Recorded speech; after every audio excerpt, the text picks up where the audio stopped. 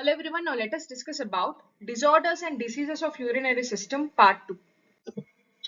First of all, let us discuss about renal caliculi or kidney stones. Renal caliculi are nothing but kidney stones. The crystals of salt present in the urine occasionally precipitate and solidify into insoluble stones called as renal caliculi. Caliculi means pebbles or kidney stones. They commonly contain crystals of calcium oxalate, uric acid, or calcium phosphate.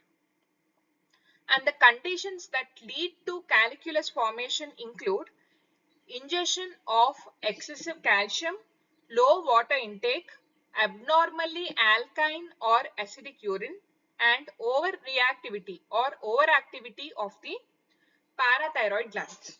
Due to the overactivity of parathyroid glands also kidney stones may occur.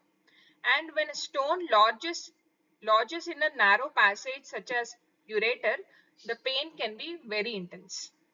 And most commonly employed therapy is shockwave lithotripsy. Lithotripsy is nothing but crushing of the stone. Tripsy is crushing, litho means stone. And shockwave lithotripsy is a procedure that uses high energy shock waves to disintegrate kidney stones and offers an alternative to surgical removal. And once the kidney stone is located using X-rays, a device called as lithotripter delivers brief high intensity sound waves through a water or gel filled cushion placed under the bag, and over a period of 30 to 60 minutes 1,000 or more shock waves pulverize the stone, creating fragments that are small enough to wash out in the urine. The next common disorder is urinary tract infection. The term urinary tract infection or UTI is used to describe either an infection of a part of the urinary system or the presence of large number of microbes in urine.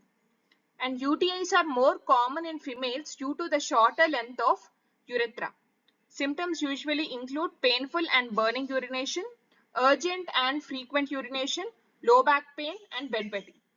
And the UTIs usually include urethritis, which is nothing but inflammation of urethra, cystitis, which is nothing but the inflammation of urinary bladder, and pyelonephritis, which is nothing but inflammation of kidneys, majorly due to bacteria.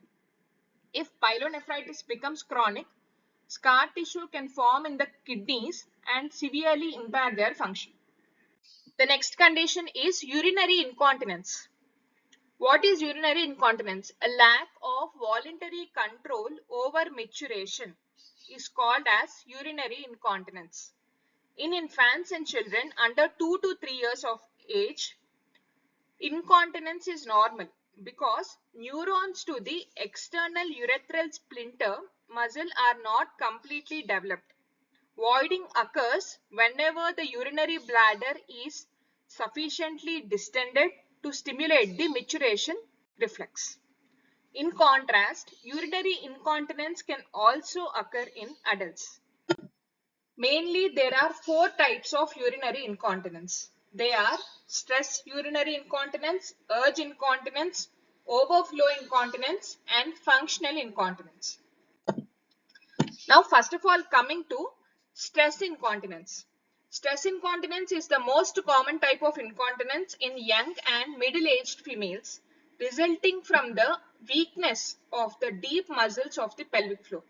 As a result, any physical stress that increases abdominal pressure, such as coughing, sneezing, laughing, exercising, straining, lifting heavy objects, and pregnancy, it causes leakage of urine from the urinary bladder.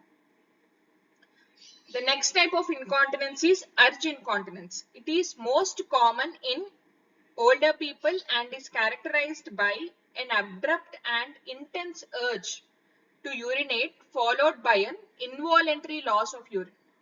It may be caused by irritation of the urinary bladder wall by infection or kidney stones, stroke, multiple sclerosis, and spinal cord injury or anxiety.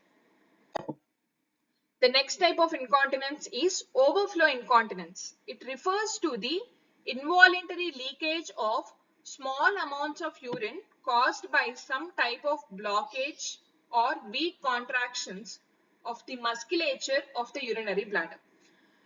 When urine flow is blocked, for example, from an enlarged prostate or kidney stones, or when the urinary bladder muscles can no longer contract, the urinary bladder becomes overfilled and the pressure inside increases until small amounts of urine drips out. That is overflow incontinence. The next is functional incontinence. Functional incontinence is urine loss resulting from inability to get a toilet facility in time as a result of conditions such as stroke, severe arthritis or Alzheimer's disease. And for the treatment of urinary incontinence, choosing the right treatment options depend upon correct diagnosis of the type of incontinence.